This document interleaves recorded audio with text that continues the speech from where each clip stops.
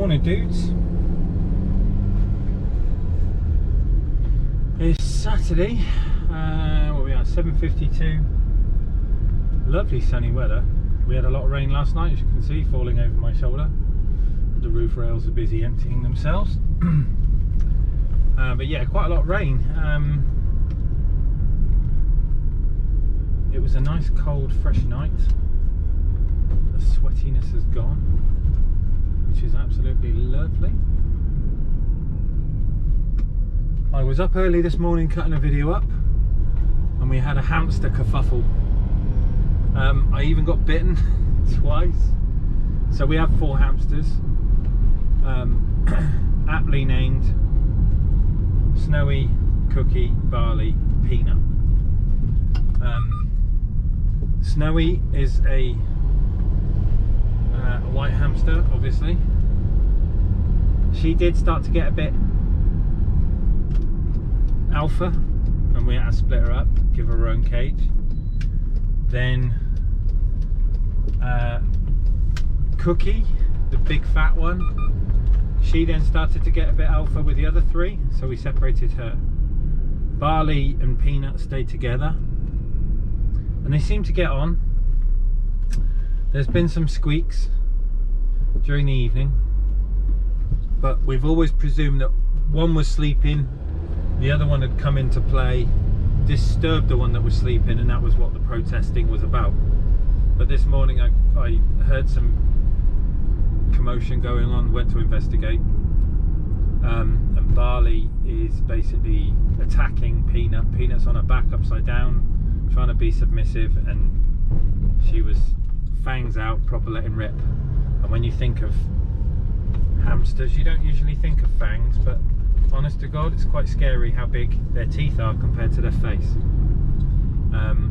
They're only like this big. They're dwarf hamsters, but honestly, their teeth must be anywhere from 4 to 6 mil long. They're huge, as you know, in terms of the size of their mouth. Their teeth are bigger than their nose. So yeah, I got savage this morning trying to separate them. So Peanut at the minute is in a makeshift cage, which is basically a cardboard box with some stuff in there to keep her entertained. And we're going to have to get another cage because they can't be put back together, because I think we'd come back and it'll be a bit of a massacre in the cage. They do fight to the death, but obviously we don't want to, you know, introduce that to the girls. They don't want to see that kind of carnage. It will be very upsetting. So yeah, we need another cage, which wifey's going to have to go and shop today. She's going to take the girls over to Pets at Home, and no doubt she'll come back with some other monstrosity that costs an absolute fortune. My hamster cages aren't expensive, and I think the ones that she keeps buying are about 70 quid. And then she says to me she feels guilty about not giving them like a proper life, like an entertaining life. So what basically happens is that when she gets them, she has to put toys in there. They have to be happy, they have to do this, they have to do that. You know, they've got to live a good and fulfilled life. So she'll spend a fortune on them, quite happy, because her conscience says that they need to be, you know, over the moon, and kind of, you know, more toys than they know what to do with, which is quite hysterical. So that was my morning, a rather stressful one, with little fur balls trying to kill each other. Today we've got a T6 coming in. We are doing kind of like a kicker upgrade, which will be components in the front. We've got a dynamo at the front doors, so mids, tweeters, and then we're adding a HS10 as well, so it's going to have an underseat sub. I've got to discuss the location with him, where he wants it to go. We did have some new BMW products arrive yesterday, which I've been waiting on forever. So the BMW Market, i.e. Mini, all that kind of stuff. It's quite a busy platform, but everything that they have is like 10 centimeters or 8-inch subs. They're very shallow. They're triangular screw pattern, and obviously the connections on the back are one type. And they've been a bit of a nightmare to do because you can't just chuck a normal set of 10 centimeters in there. They don't fit. They're too big, too proud, too deep. The magnets are usually too large. They just don't fit. So we've got a new company that sells us the guys that import Kicker for me. They've been testing and checking and, you know, playing with this set for quite a while to kind of approve it and make sure everything's good. And then finally give it the go ahead, and it got shipped out to me yesterday. So I've got the entry level kind. There's two variants, a really nice, a really nice kind of upgrade, and then the OE replacement. So you get more from the OE replacement, but obviously if you add an amp onto the better ones, they really come alive. So that's sort of, you know, coming in the pipeline. I say I've got the basic set at work, which we'll go through later on and I'll show you, but we'll get some breakfast first, get the T6 in, make a start, figure out what we're doing and start the day.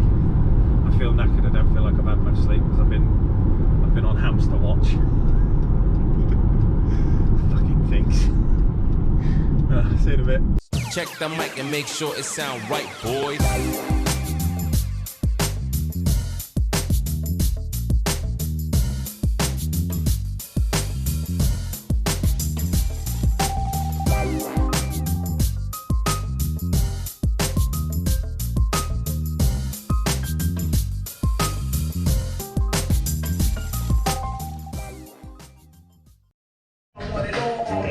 Morning boys, how we doing? So first one in, we've got this T6 just here. Just here. So we've got T6, standard door trims, standard speakers, tweeters on the dash. It's rattly as hell. So our job is sound treating. Excuse me. Door cards, tweeter mounted, flush mounted in the top. Obviously dash panel is going to be here, door card there. So we've got a nice black and two-tone, same as the tweeter, black and two-tone. That looks quite cool. So tweeter is going to be mounted on there, and I'll get around to doing this one next. And then over on the other side, what the hell? The bag of pubic hair. What's that about?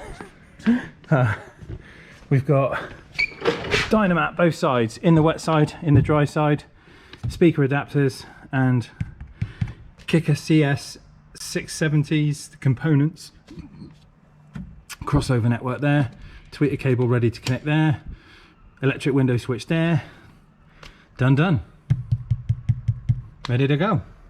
Then we've got to do an under seat sub, which is a HS10, which is going to go down under that seat right there. It's already got a Pioneer in the dash, so we can play with this one a little bit, get it sounding cool, but obviously it's now sound deadened. So I'm going to crack on with this one, finish this side, put the door card back on, start the driver's side, and we'll come back this side, start the sub, and that's that. See you in a bit. A little longer than a few minutes later. So there we go, T6 is finished. We've got our little tweeters in the little pods. He's got sub and amp in here as well, underneath the passenger seat, and it all sounds hunky-dory.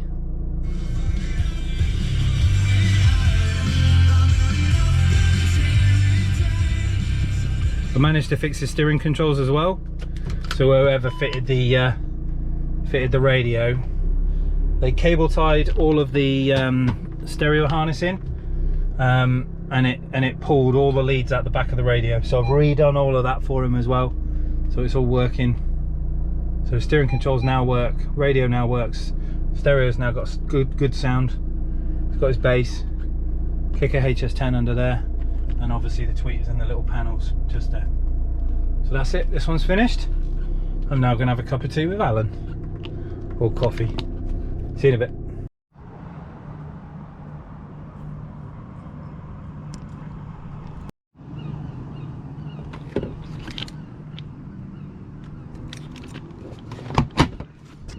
Right then my dudes, that's it for the end of Saturday.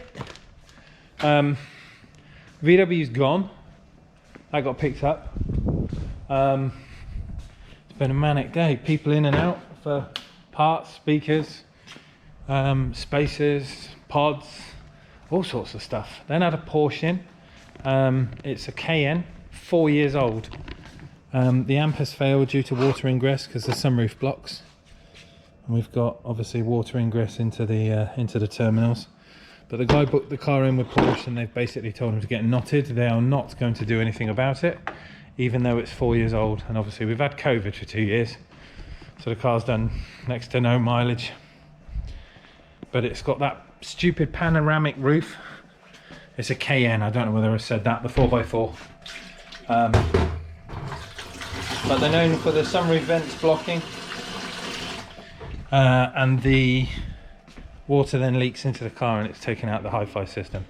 So there's absolutely no audio on the amp anymore. So I've got to see if my guys, Chris, can fix it. I'll get it sent away to the Bose repair experts and see what they can do. Hopefully something. But we were going to discuss new product, and here we go. So this is a new range. This is the entry level range. There are two kinds. This is the basic set. There is an amplified, a better amplified set, a better higher quality set as well, for the BMW. So we've basically got the BR23C, which is the, no it's not, sorry, I tell a lie. That's the, there we go, the BR82A. So these are 8-inch subwoofers that replace the factory subs in a BMW. So a shallow mount. This is more like a mid than a sub. They call it a subwoofer, but it is more like a mid-range. Comes with your little crossovers and stuff, your connectors for your wiring. And we've got a nice little, yeah, a nice little under-seat sub there, the front and back. We have a set of coaxials, which can go obviously in the doors, designed to mount in the original BM locations and work like a BMW speaker, but better than a BMW speaker. And we've got the official BMW input plugs there, so the coaxial. Also very, very nice. They are the BR303Fs. And then we have the component set. Now these ones again, the BR303C, I guess for component. We've got the mid-range, lovely set of tweeters, all with BMW plugs and filters, and obviously crossovers and stuff there. So the entry level system with mids, tweeters, coaxials for the back, obviously that would go in the front, and then these under the seats, a nice little set. They are made by Boo-Rock, which is, shall we say, in a certain place. I think they are probably not officially, but I think it's in the same area as Eaton, who also make BMW stuff. It's along that kind of lines, if you get what I mean. Nudge, nudge, wink, wink. But we're going to get those into a car, do some listening, testing. Funny enough, Rob, who I built the big square kicker solar barrack, he's expecting a set, so they're probably going to go in his BMW. We'll have it all on a key, so it will be processed and it will sound pretty awesome. And then after that's done and we've had a listen and we will be impressed with it, because I'm pretty sure we're going to be, we will get the better set in, the kind of higher level one, and we'll do a check and a test on them too. But I have a lot of customers screaming out for BMW stuff, because it is a popular platform, of course. Lots of people want it, so we will cater for them. But it's end of Saturday. I'm just getting ready to pack up and go home. I'm in a bit of a quandary. There is a show on tomorrow, Simply Jap at Bewley. Bewley's lovely.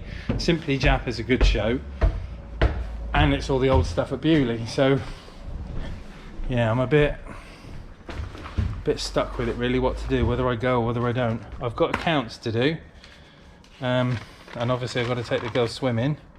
That's my normal Sunday routine. I don't know if I can disturb it. I don't know what to do. Obviously we have a damaged car, so I'm going to have to be careful with that if I do take the chaser. I'm quite keen on a good car show, and the weather tomorrow is supposed to be nice, not too hot. No rain, but it is going to be like lots of Jap stuff. I don't know. I really don't know what to do. I'll think about it. If you get a bonus video over the weekend, you know I went to Simply Jap. If you don't, you know I stayed in like a good boy and did my accounts. Oh, what to do. But anyway, that's it for Saturday, guys. Speak soon. Have a good weekend. Stay safe. Bye.